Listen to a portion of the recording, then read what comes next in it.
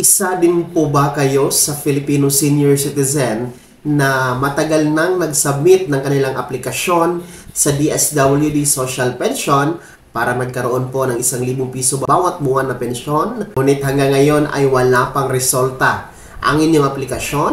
Ang video na to ay para sa inyo sapagkat narito po ang dapat ninyong gagawin. Paano po ito i-follow up, mga ka-vlogs?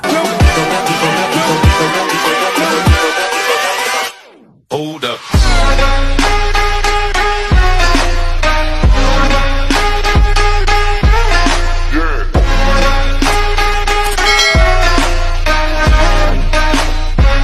Hello mga ka-vlogs! Welcome dito sa aking YouTube channel. Magandang araw po sa lahat ng mga manonood saan mang dako kayo sa mundo. Lalong-lalo pa ang ating mga Filipino senior citizen sapagkat ito pong ating pag-uusapan ay hinggil po sa lahat ng mga senior citizen na nag-submit na po ng aplikasyon sa DSWD Social Pension para magkaroon ng pensyon na buwan ng 1,000 piso, mga ka-vlogs. Ngunit ang problema ay hanggang ngayon ay hindi pa nagkakaroon ng resulta kung tanggap or hindi. So yan po yung problema ng mga ilan natin mga senior citizen na atin pong gagabayan at susolusyonan sa video na to. Pero bago po ang lahat, kung bago ko pa lang dito at nais mo mga informative content, ay maaari nyo pong i-click ang ating subscribe button na nasa baba. At huwag nyo kalimutan na i-turn on ang ating notification bell. Ilagay nyo po sa all para updated kayo sa lahat po ng mga videos na i-upload ko. So balik tayo dito sa DSWD Social Pension sapagkat wala naman po sigurong senior citizen na hindi po nagnanais na mapabilang dito sa social pension. Kaya lang po ang pamantayan po ni social pension ay malinaw na para lang po ito sa mga mahirap sa mahirap. Kung saan po ang criteria doon sa pagiging mahirap ay wala pong source of income, walang nagbibigay po ng suporta mula sa kanilang pamilya o anak, walang pambili ng pagkain o gamot, may sakit, or may kapansanan. So, yun po yung criteria para mapabilang sa DSWD Social Pension. So, ito po mga ka-vlogs, ipaparinig ko po sa inyo at ipapakita ko sa inyo ang isang senior citizen po na yun po yung problema niya na last 2020 pa po siya nag-apply ng DSWD Social Pension. And nirereklamo niya kasi hanggang ngayon ay hindi pa po nagkakaroon ng resulta kung ano na po ba ang status sa kanyang aplikasyon noong 2020. So ito po ay totoong karanasan, totoong istorya po na na-feature po sa GMA 24 Oras kagabi po. So ito gusto kong i-share sa inyo para po sa mga hindi nakapanood ng balita kagabi, para naman po mapagkukunan natin ito ng ideya, no? Paano tayo mapabilang sa social pension kung tayo nga po ay matagal lang mag-submit ng aplikasyon at hanggang ngayon ay wala pang resulta. Narito, panoorin po muna natin. Taong 2020 pa raw, nagpasa ng application para makakuha ng social pension ang ngayon 64 anyos na si Nancy. Pero 4 na taon na lumipas, wala pa rin anyang pag-usad ng kanyang aplikasyon. Yan ang personal niyang idinulog sa serbisyong resibo caravan nitong Hulyo. Katuwang ang Department of Social Welfare and Development sa GMA Action Center. Yung pong social pension ko po, 4 years ko nang hinihintay. Wala pa raw. Hintay-hintay lang. 6,000 pisong social pension kada 6 na buwan ang dapat na matanggap ng mga kwalipikadong senior citizen. Saan niyo po ito gagamitin, Lola? Nagpapagamot po ako ngayon eh. Ngayon, diretso natin ilapit sa DSWD ang kanyang kanahingan para ho malinaw na masagot ng mga personal na kagawaran ang hinihingi ni Lola. Siya po ay na-endorse sa amin ng LGU noong taong 2023 and noong taong yun din po ay nagkaroon tayo ng validation and assessment para malaman po kung yung senior citizen ay kwalipikado sa programa. At isa po si nanay sa mga hindi na-interview ng DSWD. Si nanay ay endorse ko po siya sa focal person ng LGU LGU na kinabibilangan po niya para at least ma-assess po siya kapag meron tayong schedule ng validation. Para sa kaalaman ng publiko, hindi otomatiko na makatatanggap ng social pension ng mga senior citizen. May mga pamantayan o kwalifikasyon na sinusuri ang Regional Social Pension Section ng DSWD. So, dapat senior citizen kayo, sick, freely, and with disability. Dapat wala kayong natatanggap na pension mula sa SSS, GSIS, PIBA, or kahit anong pension po mula sa ahensya ng gobyerno. Pangatlo, dapat wala rin po kayong suporta na natatanggap po mula sa inyong mga kaanak, sa mga anak po ninyo. And pang-apat po, dapat po wala kayong regular na income. Matapos ang serbisyong resibo caravan, sumailalim sa assessment at validation si Nancy. Good news dahil kwalipikado siyang makatanggap ng social pension at nasa uling proseso na ng eligibility check. Bibigyan po siya ng notice kung kailan at saan po niya matatanggap yung pension niya. So ayun po mga ka-vlogs, no? Ang inyong nakita at narinig ay isang lola na nirereklamo niya na 2020 pa po ang kanyang aplikasyon ng social pension. So ang problema hanggang ngayon, 2024 ay wala pang resulta. Imagine 2020. So mag-aapat na taon na ang kanyang aplikasyon. So ang ginawa po ay nagpatulong po siya, no, sa media, particular sa GMA, na tingnan ang resulta ng kanyang aplikasyon, no? At tinungo nga po nila yung DSWD kung saan po siya napabilang na LGU or province, no? And ito nga po ay napag-alaman na during the evaluation ay hindi siya na-interview.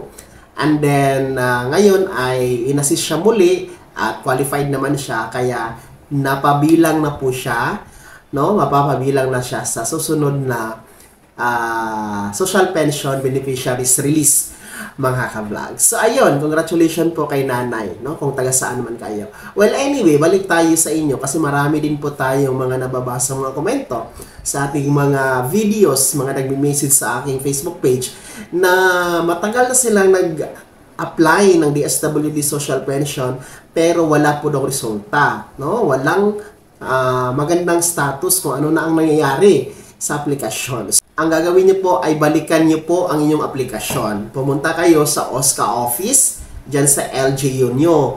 Tingnan niyo po kung ano po ang status ng inyong aplikasyon. Baka po kasi, gaya doon kay nanay, no, kay lola na pinakita natin kanina, na nalimutan, nakaligtaan, no, nasapawan.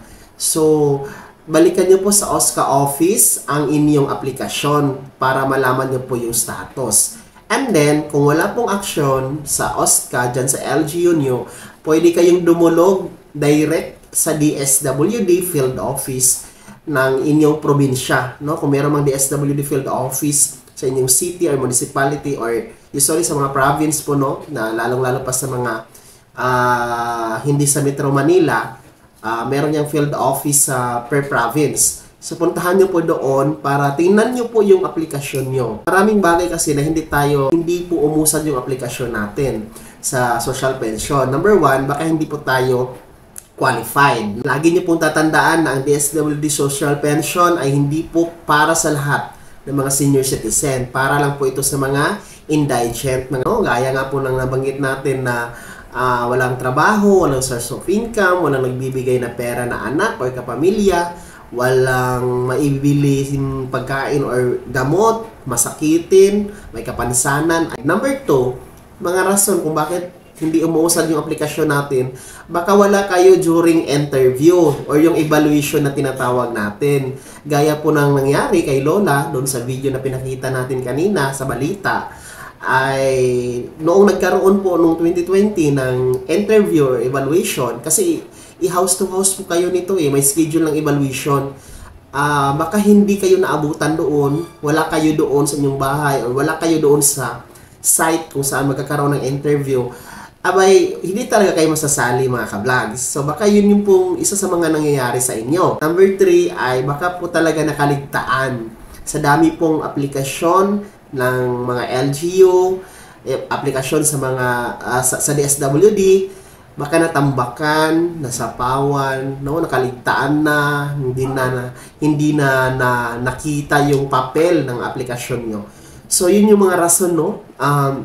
baka hindi umuusad yung inyong aplikasyon sa DSWD Social Pension. So, mas maigi talaga ha, uulitin ko, kung nangyari man ito sa inyo, na matagal na kayong nag-apply sa social pension, ilang taon na at hindi pa rin umuusad, wala pa rin resulta hanggang ngayon, unang-una po, pumunta kayo sa OSCA office sa inyong LGU. Kumustahin nyo po ang inyong aplikasyon. Kung wala pong action, ay pwede kayong mag-direct sa susunod na hakbang, which is pumunta kayo sa DSWD Field Office na andyan po sa inyong LGU, city or municipality or sa province nyo mga ka-vlogs para matulungan kayo. Huwag kayong mag-antay sa inyong bahay, huwag kayong mag-antay sa inyong barangay ng resulta. Kasi kung hindi din po kayo kikilos, tapos lagi tayo magre-reklamo na nasaan na yung aplikasyon ko, bakit walang nangyayari, dapat kumilos din po tayo. Tayo na din po dapat ang gagawa ng paraan, paano ito uusad. So, kasi aminin natin sa hindi, yung mga opisyalis natin ng mga senior citizen, hindi man lahat, medyo din po yan sila, hindi din po masyado nila naaasikaso yung mga concerns, lalong-lalo pa mga aplikasyon ng iba pang nakaantay, dyan sa social pension. So, kayo na din po mismo sa sarili nyo yung magfa-follow up. So, sana'y napulutan nyo po ng aral, napulutan nyo po ng idea yung nangyari kay Lola doon sa pinakita natin kanina mga vlogs, hinggil nga po sa matagal ng aplikasyon ng social pension, na wala pong pag-usad, wala pong development. So, gawin nyo na yung sinuggest natin, gawin nyo na para mapabilang na kayo sa susunod na payout dahil dumoble na po ang social pension. 1,000 piso bawat buwan na po. At every payout na ginagawang semi-annual, every 6 months, ay 6,000 na po ang natatanggap ng ating mga social pension beneficiaries. At sa loob ng 1 taon, ay 12,000 na po ang inyong matatanggap. Napakalaking bagay na po yan.